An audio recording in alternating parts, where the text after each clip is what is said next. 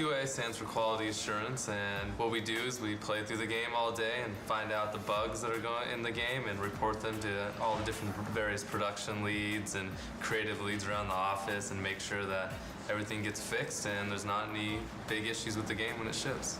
It's our responsibility to make sure the game is appropriately awesome and epic.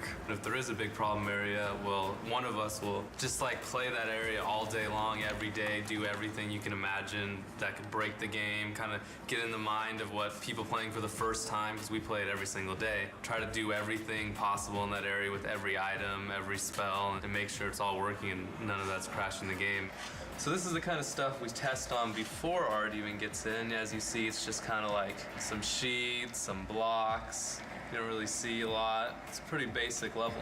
So you might see a level go from something like this, when it actually gets its art in, it looks a lot different. The spikes look a lot better, the walls have much more designs, you have the wood in the background, and it goes from designer sheet to something more pretty like this. And this tells you what level we're currently in. The red one is the one you're in, the blue one is the one that you're going to, the one that's loading in, and the white one is the one that you came from. It's very easy when you're writing up a bug to tell them which area it's happening in. These say any AI that are loaded in, so if any of those are loading in and out, we can tell which one's causing problems or causing the game to crash. Over here you have your coordinates, which is just where you are on XYZ axis. It's useful for the artists because they can just type it in, and if we say there's no collision, there's a tree that Kratos is walking through. They don't really play the game very much, the artists, because they're constantly doing art. Down here, it's basically just frame rate, which is useful when we got one into the E3 demo. We use that a lot, and going to the final build, we'll be going through and documenting the frame rate everywhere and making sure everything is up to the right level of frame rate. We can see what areas are causing the frame rate to dip that we need to have code or anybody else go through and see if they can optimize that area. So I've just submitted the bug, and now I'm gonna try to see if I can take a video of it actually happening to reproduce it. The bug is that sometimes Kratos just won't grab onto the ledge when he does the jump. And the bugs are assigned to different priorities, and certain ones we refer to as progression stoppers, which means that if a player were to run into this bug playing through the game, they would be unable to continue.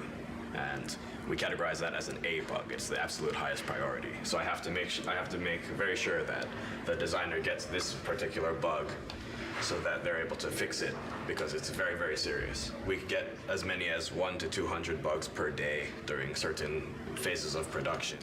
This is the opening level. This is when Gaia is climbing up Mount Olympus and you're on the back of Gaia. Art was just added to this level, so you would try to run along different areas, make sure Kratos can't pass through the world, like right here.